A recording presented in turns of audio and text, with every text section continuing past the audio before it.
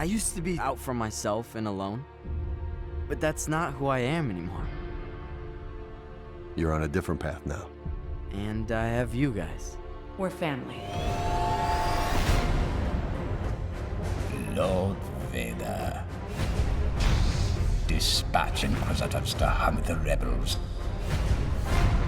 The Empire's looking everywhere for us. We can't just run. We're being pulled out of hyperspace. It's a Star Destroyer! No. That is something else. Lock down the spaceport. We can't beat that blockade.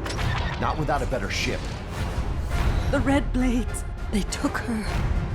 They knew. The Inquisitors are after these kids because they're like you, Ezra. This is one of my most advanced designs. And it packs a punch. If only we had more allies. I know someone. My name is Rex, Captain, 501st Clone Battalion. Me Commanders Gregor and Wolf. Fighting alongside soldiers isn't what I signed up for. We are fighting a bigger fight. My parents! They're out there, and I've got to find them! We're soldiers. This is what we were born to do. There are questions. Questions that need answering. You are a Jedi. I'm not really a Jedi. Then be a pirate Jedi. Still a bounty hunter, I see. Tell me you don't miss it. Ezra, your parents, they escaped. The Empire put a bounty on you. You gonna try to collect? What if you forget whose side you're on? I would never be on their side. I'm Clan Ren, House Vizsla. I seek justice through single combat. How do we fight him? Ezra, we were lucky to survive. The apprentice of Anakin Skywalker lives.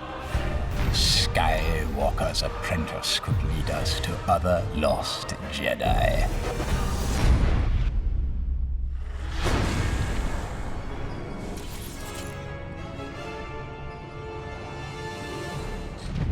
Unexpected, but not unwelcome.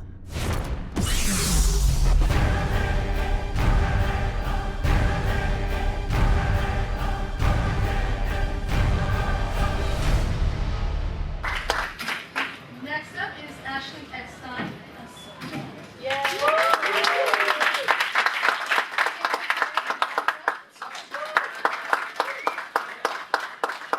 And then Sarah Michelle Gellar, the seventh sister. So like I said, you guys, Sarah has to leave pretty quickly, so if we can start with questions for her, that'd be great. And I'm just gonna do a show of hands. Right there, with the green lanyard R2 shirt. Sarah, hi, how are you doing? I was wondering just how is New York Comic Con better than every other Comic Con? Because it's in my hometown. Yeah. I'm a born and raised New Yorker. I mean, just this morning I was going to an interview this morning and I was walking up the street. Might have been a few minutes late, there might have been some panic going on the street on live television. And my best friend was just walking from dropping her daughter off, like literally on the street. And those are the moments that only happen when I'm home and, you know, in your car, you just want that same interaction. Lucas? Sarah, you talked a little bit at the panel about playing a villain. What has surprised you about playing a villain in Star Wars Rebels? How much I enjoy. You know, it's always fun to play the characters that you least expect. What I really loved, like I said about her earlier, was she's such an intelligent, she's a thinking bad guy, thinking villain. And everybody wants to be the villain. I mean, come on. Plus you get the way better outfits. Gentleman in the maroon jacket. Hi, Sarah. Just wanted to ask, can you talk a bit about being in the recording booth and your experience in there when you have to do it like Saber? Are you acting it out or are you? Being in a booth is the greatest thing ever. It requires absolutely no hair and makeup. It doesn't even require a shower because Dave's on the other side. So it's like, I mean, I don't even have to go that far. It's extremely creative. It's very free. They did the lights. You know, you have that room. I'm one of those people that has to use my entire body when I do stuff. And so I wield my imaginary lightsaber when I'm in there. It's so weird they don't bring those to recording sessions. Just because I have to get into the practicality of it.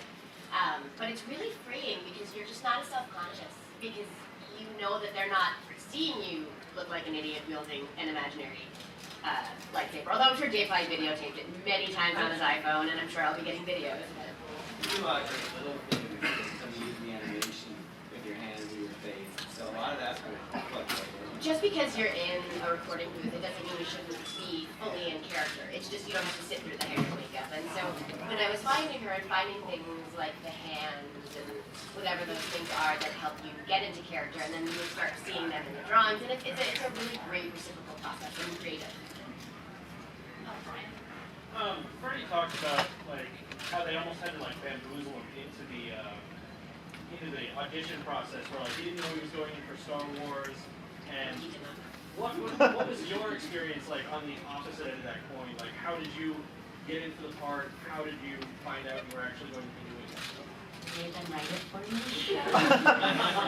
No, so Freddie didn't know, and when he found out, I mean, talk about, you know, a little boy cursing, he couldn't believe it. And it was someone, it's someone somewhat famous that he saw that at the audition that gave him an inkling of what it was, and yeah, I'm trying to remember, he probably would tell the story better. And he was over the moon, and he was so excited to be a part of it. And this cast is so incredible, and they work together. What's, I think, really interesting about this process, and I couldn't always participate, but when I could, I did, is they record together. It's not, a lot of times with animated, you know, you're in a booth by yourself, you do your lines, you go home, and they really record it like a show, like a live show, and I think it makes such a difference in the performances because they're actually performing off each other. And so, especially in the beginning when I was really getting to know everyone separate from being the wife of, I really enjoyed being able to be in the booth with them, and you know, it was awesome.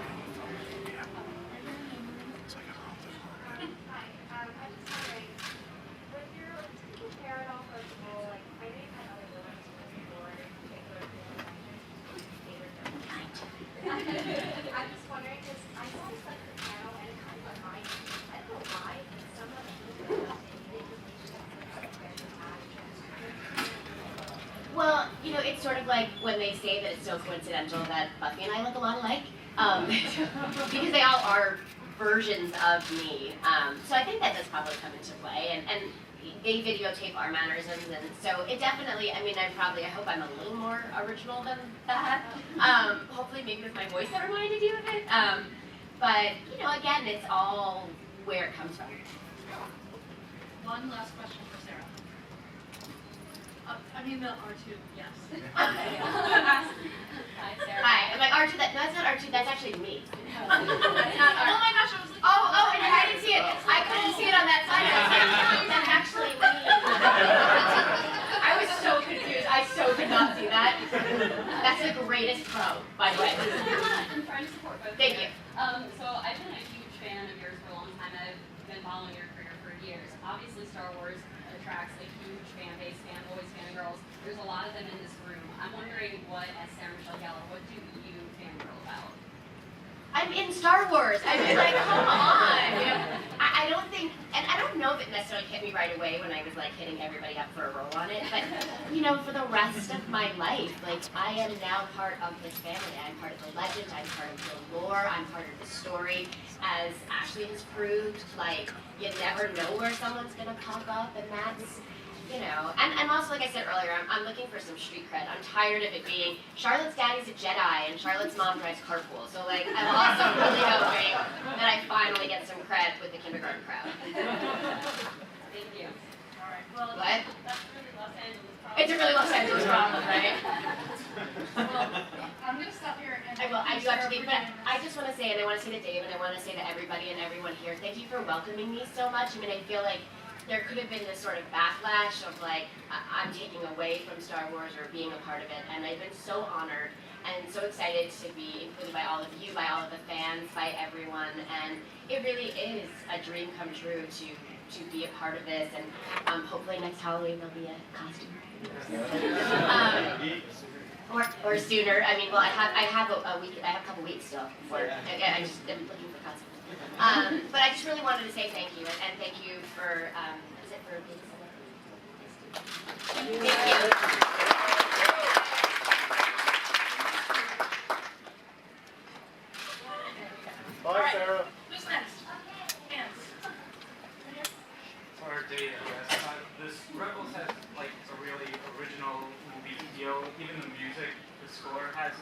how do you work with your team to keep that authenticity to the show? I don't know. It's a lot of work. We study and study and study, and for the past 10 years, I was really lucky to do. We did over 100 episodes of Clone Wars, and while that style is different, it's like a long research paper on Star Wars. And working with George definitely helps. All the decisions I make on this show, just like on Clone Wars, I make based on what he taught me. There are different things that I would do as my own creative person, but because I'm working in Star Wars and it's a well-defined, universe, I try to make decisions that are good for Star Wars. I've never seen myself as someone controlling of it or that it's my thing. I've always respected that I'm a shepherd of it, and that's my kind of Jedi role in this whole thing. So I think we've gotten good at it over the years. It takes a lot of trial and error. Some episodes are better than others, but we do what we can. And Kevin Kiner definitely has been my composer now for a long time, 10 years, and we work really well together. I don't have to give him much direction. I'll just mention certain things, certain temp references. There'll be something in tonight's episodes that we screened that probably most of you that are film fans will watch it and go, oh my gosh, I know exactly what movie this is. And in a good way. You always have to do these homages in a good way, so I'll look forward to those questions. But yeah, just, like anything, practice, practice, practice, and you try always to get better.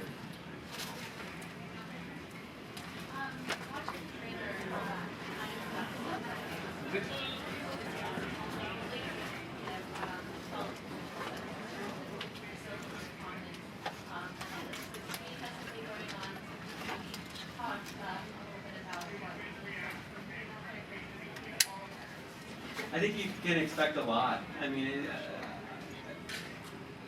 to say it's a season of ladies, I think I'm just trying to get to a point where that's just the way it is. It's equal. Right now it's great, and a lot of times it's special. But the reason it's special is because it's so uncommon. And when you go down that thought process, you realize how sad that is. You know what I mean? And my wife is hugely educated and knowledgeable about female point of view, obviously. I don't have those perspectives. So she's been tremendous about, educating me over the years on what's important to her as a fan. And I've tried to apply that. All I can really do is create opportunities and bring some balance to the force here. And I think that you see the reaction from the crowd. I mean, the guys like Erica, she's an awesome pilot. You do these characters right, they are for everybody, but I think hopefully very empowering for young girls to look at Hera and Sabine and say, wow, they're awesome. Sabine reminds me of Boba Fett, if you like. So we just got to keep that ball rolling. I think that a lot of creative teams in the industry are going that way now, and I think it's very good. The character development that you're doing in season 2, is that going to have far-reaching, effects to the whole team on the Ghost? Yeah, they need to learn more about each other. They have a common cause fighting the Empire, but they don't know the details of each other's backstory. You kind of don't ask those questions. Certain people know certain things, but you find out that even though Hera's pretty much the leader of the group, she doesn't know all the details about everyone, even like a character like Zeb. So I think it's fun, once the audience kind of accepted them as characters and brought them into the Star Wars family, now you want to go, so hey, where are you from, or what's your family like? And in the trailer, there's a little thing there that Sabine says that if you're a fan of Clone Wars, it has way more significance than if you don't. If you don't know, it's just Obi-Wan saying, yeah, your father fought the Clone Wars. But if you do know, you're like, oh my gosh, that has big implications. Hello. Hello again. How are you? Hi, dear. I've been following the Kanan comic, loving it. It's just absolutely wonderful. And so I'm wondering if we're going to see references from the Kanan comic or from A New Dawn or any memories showing up in the next season. I don't know if references is the way to go. It's just all part of the same story. So, when Greg is working on that comic book, I'm very aware of it. Especially, it's got Kanan, so I'd be aware of it. It's got clones, so I'm a bit of an expert on. So, I would tell him certain things I thought they would or wouldn't do. And I think that Everybody who relates that book has done a tremendous job. I think it's really well written. I think it's beautifully drawn.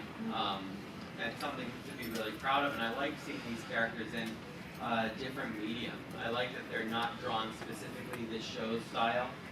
Because then to me it's like they just are characters existing in the Star Wars universe. You realize they can exist in any medium. They're not dependent on the medium. They're just characters. So, if fans want to cosplay a Hera and do a live-action version, I'm all for it. I mean, I love seeing that stuff. But it is all connected. I don't know that you would see anything specifically called out, but I won't say that I don't look for that.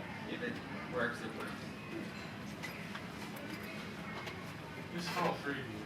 Now you know that the Star Wars night has come to Disney. If you could do anything with any of your characters, and Ahsoka's already there. She was already at Star Wars Weekend and stuff, but going beyond that, how would you like to see Rebels possibly included in that expansion? Oh, that's a cool question. I mean, Ezra hasn't done any pod racing, but I think it'd be pretty cool if you could ride along with Ezra in a pod and actually Autopia kind of at Disneyland. I don't know if people know that, but bring something like that where you were driving a pod. That's so cool, yeah.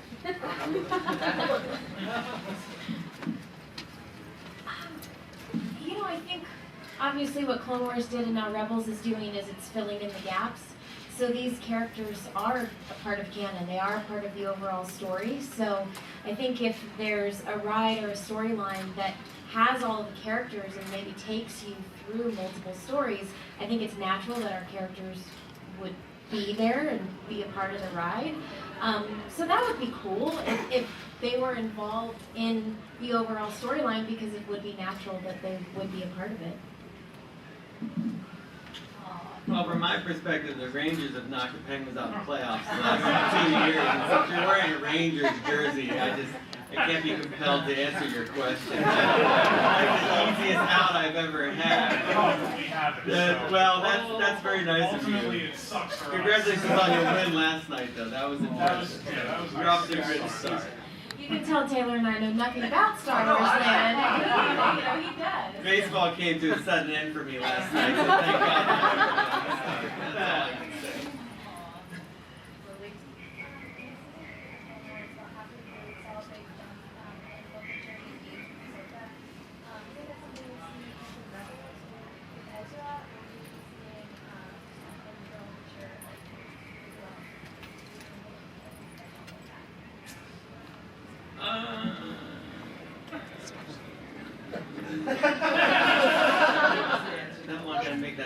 I wouldn't say you'd see a jump necessarily. We did it in a very strange way in Clone Wars. We did it in the middle of the season. If I did it, I wouldn't do it in the middle of the season again. So I like that though. I like changing the way the characters look. It drives some cosplayers nuts. But I mean, if you look at the way you dress in junior high, right, and you look at the way you dress in junior year, it's different. And I think that what I'm always focused on is trying to make these characters reflect their personality changes, even through the way they look, but what costume they wear. I mean, Luke does that brilliantly, right, from the beginning in A New Hope to the end in Jedi. So I think as I use it to symbolize character change and evolution, yeah, they probably will jump a little bit at a certain point.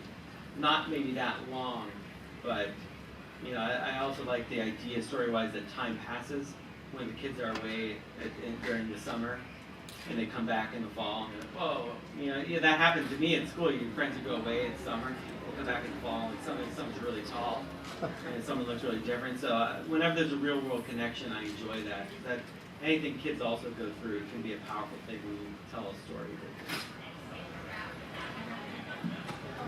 Oh, really? Yeah, I was going to ask you guys, now that you got James Earl Jones coming back as Darth Vader, how does it feel to have the original Darth Vader on the show, and what are we going to see from Vader in this upcoming season?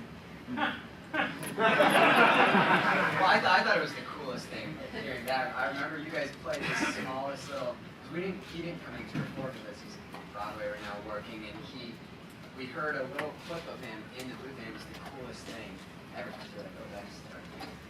So that was very cool, but how he's in it, I don't think I can talk about that. Well, I think, you know, we're all Star Wars fans, so we're like everyone in this room. The fact that I get to share the screen, my voice gets to share the screen with James Earl Jones, I just can't even comprehend it, quite honestly.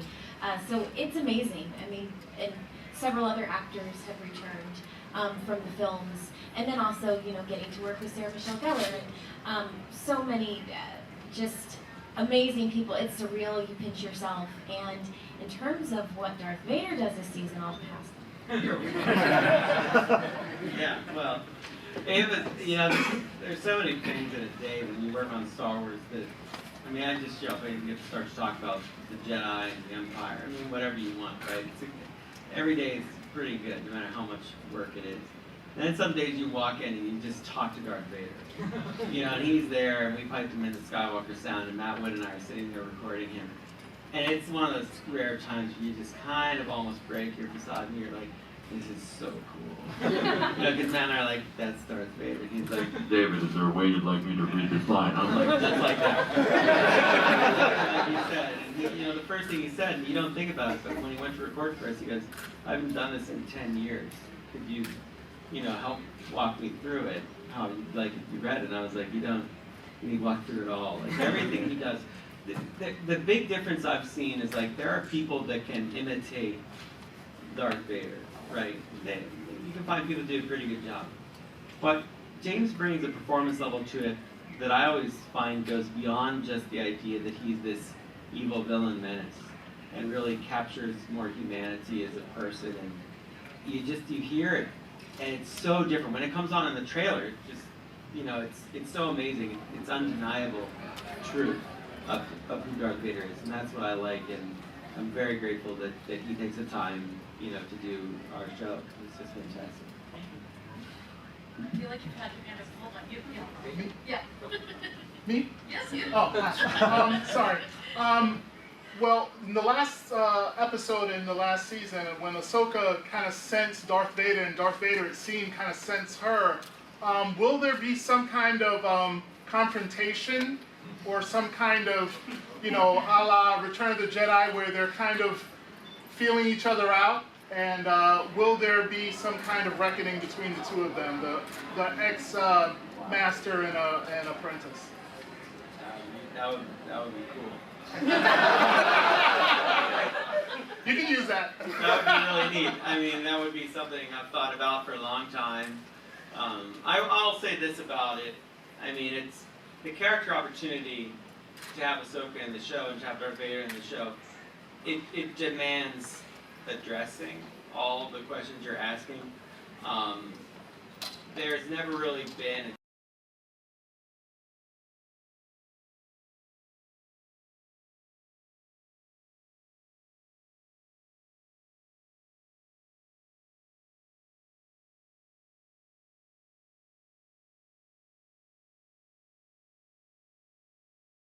I quite like Ahsoka before. Someone that electively walks away from everything before it all falls apart. That earned her a certain position apart from their way of thinking about the Force. That doesn't mean that Vader would have sympathy for her whatsoever. There's a lot of, I think, in people's minds, unfinished business between the two, things left unsaid. So I find all that very interesting as a director and a storyteller. It's kind of dangerous storytelling, obviously, because they have very, you know, great skills and sharp lightsabers. So that's a dangerous part of the story, but it is something that I, of course, talked with George about before George was done. You know, over the years when we worked on Ahsoka, that idea would come up. What would happen to Ahsoka if she ever met Vader, everything like that. I always made sure to cover those questions because, you know, I will always respect that he's the creator of Star Wars. I always respect that he, you know, took the time to teach me and gave me this job.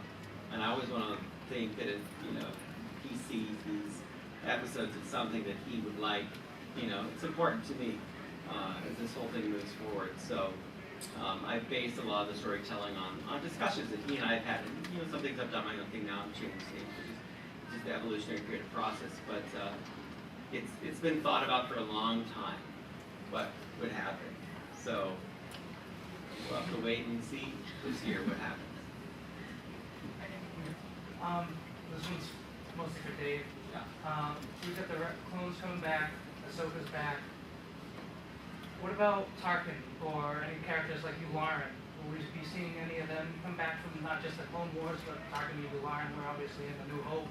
Any other original trilogy characters that might be making their debuts in Star Wars? I think it's always a possibility. We're very cautious. You don't want it to be like this is your life show. And it's hard because you want to tell great stories, and when you're in the Star Wars universe, you want to see those characters, right? Because that's why you're there. And so there's an argument that way to say, well, why this is a small universe? I'm like, yeah, but this is the universe of characters I like. I don't want to go to that universe and not see these people. That would be almost weird. So, the thing that weighs in favor of Tarkin is I have that CG model. So I don't have to spend the cost building it, so that's always weighing in the character's favor. Yularen would be great, just, for Tom Kane. Because Tom was basically the only guy that's in every single episode of Clone Wars. So I would love to have him back. You need to find a story that would use him. As long as it's important to the characters of Rebels, then I'm all for it. Thank you. This is for Dave. You guys can first go. My question is about the story, how Rebels affects the films going forward. Back to Fulcrum is mentioned in Aftermath. That Rogue One is coming out, and I was wondering how much you're allowed to play with from the expanded universe or from the other films, and how much influence the show has on the movies and that sort of stuff. Well, everything affects each other in as far as their time period is concerned, and as far as you think it would echo out.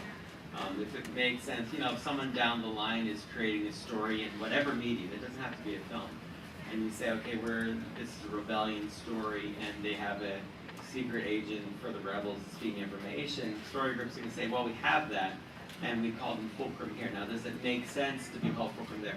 What's great is that we have a group of people that are now fully aware of all the continuities, that can reach out to the different creatives and keep it all in line. So, if there was a movie that was very close to the time period that I was doing, then we would be in constant contact. I mean, I've met all the directors of all the films and talking to them, and it's fun. A lot of that we just do politely, but a lot sometimes, we talk creatively, just, because it's Star Wars and we're all fans of it. We all grew up with it. This whole generation of creatives grew up with Star Wars, so we just all have it in common, and everybody's kind of, can you believe what we're doing? It's so fun.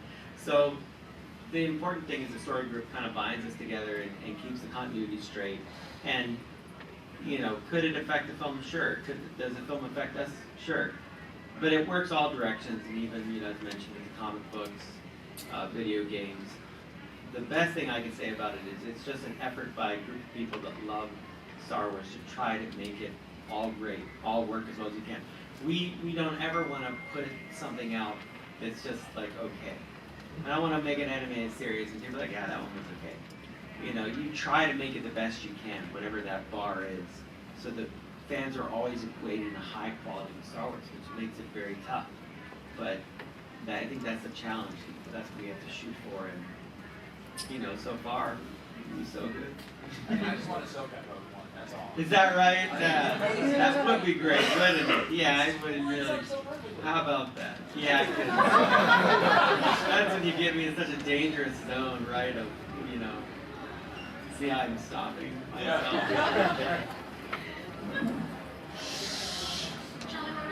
Hi. So we see the return of Rex and Gregor and Wolf, but there were so many young clones still in production and being trained. So could you tell us a bit about what happened to them? There are millions of them, I'm sure. What a dangerous question you're asking for an outcome you might not like. There are so many stories in this galaxy. Definitely there have been stories that I've thrown around about different clones and what's happened to them. Some clones, probably, I'll be honest, some might still work for the Empire in some capacity, but mainly they're on dock duty. They haul cargo containers. They're doing menial stuff like that. They're old now by that time. And even the younger ones, they would age quickly and be decommissioned.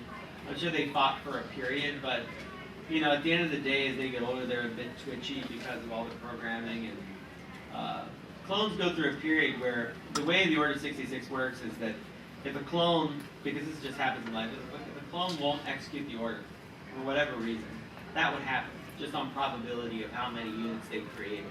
So the process doesn't take hold with everybody. Well, the minute that clone says, I'm not shooting my general, the clone next to him blasts in with the suborder within the command structure. So all those guys are eliminated. But they had strong personalities. I think what you saw is over the years after Order 66, a lot of the clones sit there and think about what they did and go, oh my gosh, I can't believe that we did that. Some of them, in their morality, go, I can't believe that we would have shot these Jedi generals. Some of them believe the Jedi were corrupt. They believe they had every right to. And the Jedi in Revenge of the Sith talk about that. Obi-Wan and Mace Windu and Yoda know that if they make a move against the Chancellor, it's going to be seen as treason. So Palpatine's right about that. Like, when Mace Windu walks into the office to arrest him, they're okay. When he moves to execute him, they're under arrest. By rule of law of the Republic, Mace Windu doesn't have the authority to execute the Chancellor of the Republic. He would have to be put on trial. So when Anakin walks in the room, he's effectively stopping a crime by saving the Chancellor. I mean, that's how good Palpatine is. You see what I mean? It's not such a well, we go, but we know the story. We know he's evil. But by rule of law, now what Mace was trying to do, we know is a good thing, right? Kill this evil, horrible person. But you know, so many complex issues around the Clone Wars, which made it a very interesting and difficult TV series to make, especially with that in there. Thank you. The gentleman behind was sorry. So this goes both Taylor and Dave. Based on the continuity, I think the theory at this point is probably completely crazy. But I'd love to hear what you think of the fact that there are fans who actually think that Ezra may become Kylo. Yeah, it's an online theory that Ezra.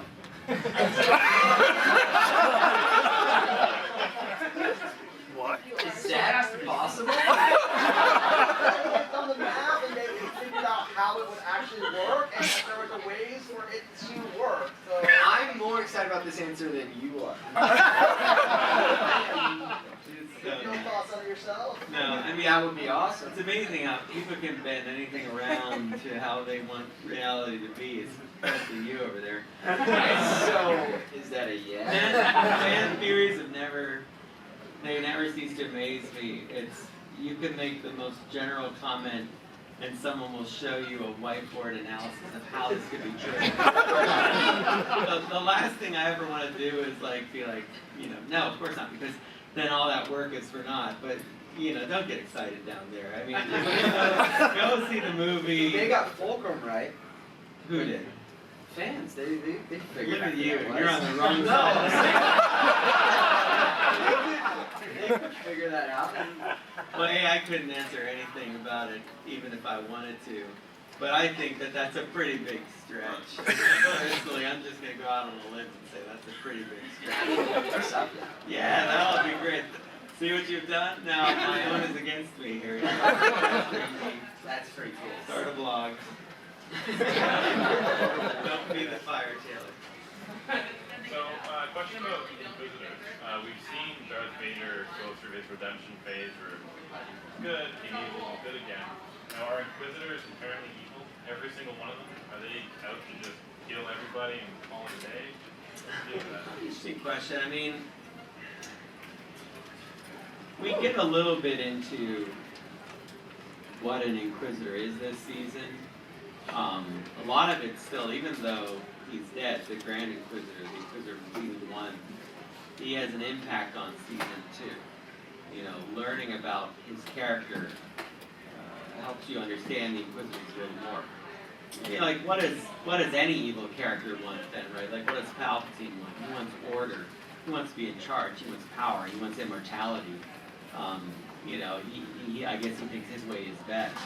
I think the Inquisitors, you have to ask, well, why do they want to be an Inquisitor if not to seize power and control? And when you're doing that for yourself, right, that is not a good thing. you have to be selfless with that power like the Jedi are. But even they, in the end, are corrupt on some level by fighting that big war. Call it a day. I think they don't call it a day until, you know, they go down that path of wanting more power and destroying more people to try to destroy Vader, right? And they want to sit at the top of the food chain. They might start out by thinking, I just want more power than that person. But it becomes an obsessive thing. The next thing you know, you're controlling everybody and everything, and they want to get rid of you. So it's a, you know, it's a kill or be killed philosophy with those guys. Right now, they're survivors. No redemption at all. You know, the redemption part is really tough. You know, look what Anakin has to go through. Complete selfless act to, you know, destroy the Emperor, and then he doesn't, you know, get to survive that, certainly, because he's still committed terrible crimes. He's still done horrible things, you know, so there is some type of, you know, consequences for their actions. Redemption? I don't know. I mean, I think you always have to say that it's possible, but I think it's difficult. You know, it's a difficult thing for people to believe. If you believe Palpatine, if he said he's a good guy suddenly, I mean, it's going to be a tough one. It'll be a tough one to sell. But like you say, like what you're talking about becomes an interesting story. You know, it's like Ventress. Can Ventress be redeemed? Is Ventress a fully fledged villain? She seems to get in big conflict with that. And that's what George and I were really interested in when we worked on that character. You know, Ahsoka, yeah, you could question on some level Ahsoka because she walked away from the Jedi. But as I pointed out today at the panel, she might be more right than most of the Jedi. Because she walked away from something saying, hey, this is kind of corrupt. You guys didn't treat me fair. You thought I was guilty. Why didn't you believe in me? I did everything you taught me, and then you turned it against me. What's that about? She asked some important questions. So in the end, you know, young people ask questions. And sometimes, you know, they're right. The system's messed up. My 3-year-old son and I we play Disney Infinity a ton, and his favorite character by far is Ahsoka. So I just wanted to let you know that. And I just wanted to ask, well, how cool is it to be in a video game? And when you're recording lines for the show and everything, are you guys together? Is it easier that way, or do you record alone, or how do you do that? You know, the video games are different than the series, because in the series we do, for the most part, get to do group records, which are amazing. That's something Dave stressed from day one with Clone Wars, and I know with Rebels. But with video games, it's different. You are in the studio by yourself, and you record, for the most part, the entire game in one day. So it's a long day. It's 3 to 5 hours and hundreds of lines.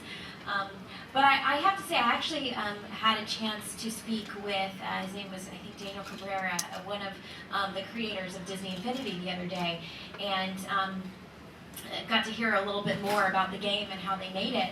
And he said, actually, that he's finding that a lot of kids and a lot of boys are playing Ahsoka, and they're so proud of it because they actually designed her where she is one of the best characters. Like her I guess her fighting skills and everything.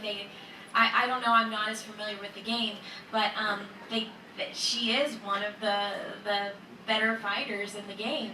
And at D23 actually, they had the game set up, and I walked up and there was a little boy playing Ahsoka, and there was 30 characters he could have picked, and he chose Ahsoka out of all of them, and I stood behind him for like 5 minutes. I think his mom thought I was super creepy watching him play this game, but I was so fascinated. I thought it was really cool that a little boy picked it, but I think it also goes back to what Dave and his crew and the amazing writers on the show have done with all the female characters, and he brought it up on the panel. They don't point out that these are girls, that they're just really cool characters. And so when you write it correctly, in my opinion, I know you brought it up, you look past the gender. And if that's how it should be. And I think the true testament to how they've created these characters that you and your son love playing Ahsoka. This is for detail. Where do you see Ezra's progression Jedi-wise in season 2? Just coming from off of fighting Vader. Yeah, he's toughening up, and he's taking the reins a little bit more, and you can tell he's a cocky. And so that comes out a little bit more because now he's a part of the Rebel crew, and he's seeing how he's actually needed at times. So through season 2, a big thing is his parents. That's something that they need to address and get through first. So that that storyline plays out a bit, and it can go a variety of ways. But aside from that, he's getting better with the Force, and what he can do with the lightsaber is pretty cool now. So I'm excited for people to see where he goes next.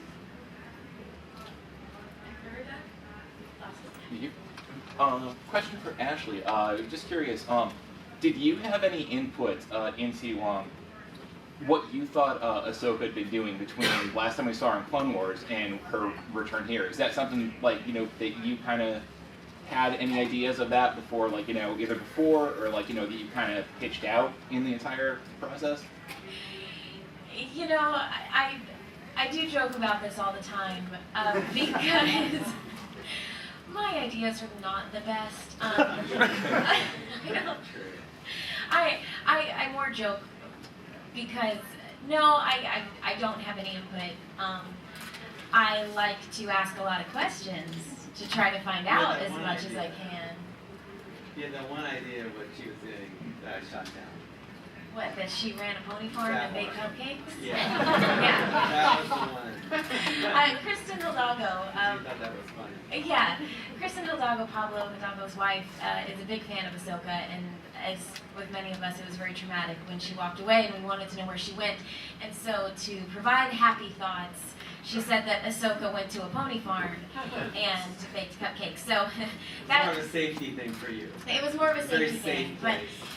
I am going to go back to kind of the answer I just said, and I mean, literally, Dave and the writers from Clone Wars and in Rebels are just top notch. I mean, they're so fantastic, and now the story group and the stories that they've come up with are way cooler than anything I could ever come up with. Dave lets me give a lot of input in terms of her portrayal and her attitude and how I would say lines. And certain times, there's certain lines where I would say, Ahsoka just wouldn't say that. She would say it this way instead. But in terms of coming up with the story, I will leave that to And I think the important thing though is at the point that we're going to perform, there's always, you guys have to have read the script, and I go over the whole thing with them before we even get into it. And I'll explain what my thought process was and what I think this story's about. And, I love actually when they have questions the day that we're going to perform, because then we can really, dig deeper into the character and their psyche and what we're trying to go after. Ian Abercrombie taught me that when he played Palpatine on Clone Wars. He would have a lot of questions about his character motivation, because he was basically in his mind playing two characters. He's like, am I giving a shade of this character at that moment or whatnot? So, I think the important part is that, you have always had input, and a lot of who this character is, in a lot of ways, is based on each of you. It's up to know you guys better, and I, will write specific things in to remind you of you guys. And we know Ahsoka well, you and I, over years, and so I think what you see is where we both believe the character would be. I just spare you, certain details like the end of it, this season. I mean, how that would go. Because you don't need to know that. And I enjoy when you watch something and you don't know. It's fun for me to see how you react to it. So I have to keep small Star Wars fun areas for myself, and that's one of them. So. Of course. There are hints, though, as Dave mentioned in the panel. Listen closely to this season.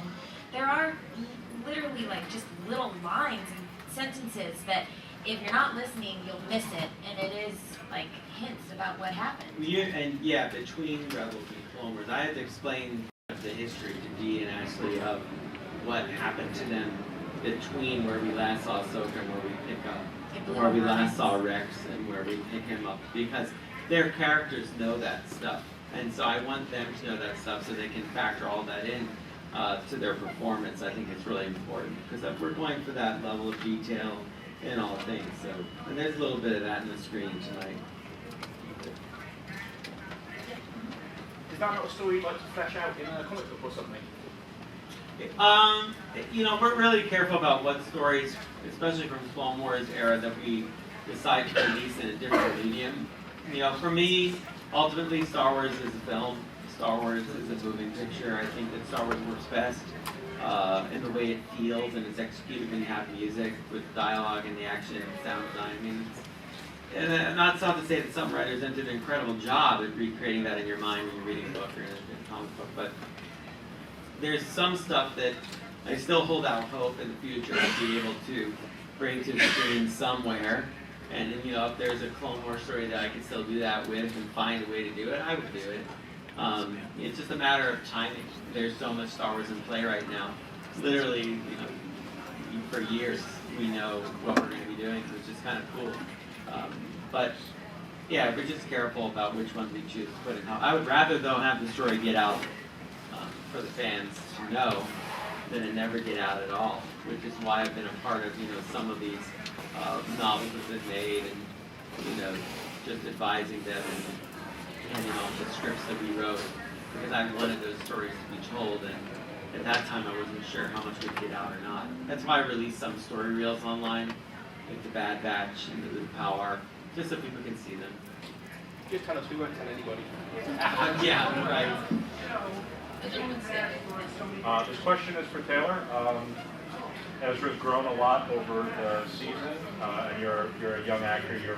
Can you talk about sort of your own growth as an actor, playing this character who's also kind of growing up? And you know, are you drawing on those, or just how have you changed playing Ezra since you started?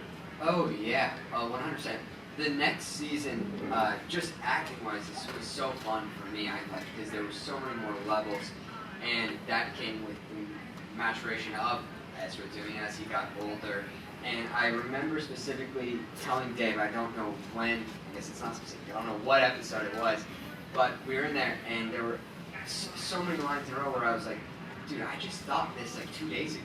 And they loved hearing that, but it's a testament to them and their writing that, yeah, I'm feeling the same kind of things, especially with the Force, and I think that goes for everyone, just a thing of patience and when I feel strongest, this is out like just and every day, really parallels what Ezra's going through, and I feel like I'm getting a lot stronger with the Force as Taylor as well. So yeah, it's been a fun next season for definitely for Ezra, the whole Rebel crew.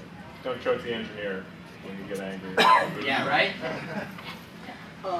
The Grand Inquisitor's fighting style was very unique, swashbuckling, almost like Errol Flynn with a lightsaber. Is that something that's common to all Inquisitors, or was that just him? Just him, really. They're all different. They actually all use a similar weapon. They're all trained with that spinning lightsaber blade, so it's just a good identifier. You try to have strong identification character elements for the audience, so you know that's an Inquisitor. But you know, the Seventh Sister is a little more probing. She's her attack style is quicker. It tries to draw out. She tries to see what your weakness is and then go for it. As you can see in the clip, she was mainly trying to capture them in that clip and disarm them, knock them down. They all just have different ways. It helps their character, little differences, so they're not just all the latest guy who wears all black. I've been trying for years to figure out. I wanted to do like a. I never should talk about this stuff, but I will. I wanted to do like a all blonde-haired villain that wears all white. I just think that would be really cool. I've never found a way to get that in here. I just think it's so different, you know, to turn that kind of stuff on its head and say, you know, it's one of those things, sometimes the most beautiful character, the most appealing person can actually be the best disguise, the most evil. I mean, what is the Emperor if he's not grandfatherly to Anakin, right? The seeming person that you should trust without question. So, I don't know, I haven't been able to lure us into that gingerbread house yet. We'll have to see. What are you saying about blonde hair? Nothing, I'm just saying it's just a variety, you know, it's just a variety thing. I actually, well, that's why Satine was blonde, because back in Clone Wars, I noticed there hadn't really been a lead in Star Wars that was blonde. So I thought, yeah, why not? Why are we doing that? You know, I just don't, just look for, I love saying we haven't done that before. Let's do that. That's worth doing, you know. Let's broaden the vocabulary of what this can all be. That's something George was always after. He was never afraid to do something, to attack it, and go after it. And sometimes the audience was like, not ready for that. You know, that's different than what I know Star Wars is. I mean, yeah, but what you're defining Star Wars is a very narrow thing. And he was always trying to widen it, say that it can be anything. Star Wars at its best when you're not relying on everything that came before, but you're saying it relates to life, why it's so powerful for us all. It relates to our everyday, it's just in a fantastic setting. And that's the human quality of Star Wars. Well, you guys, I'm getting the sign that we have to wrap up, so I would like to thank you guys again for being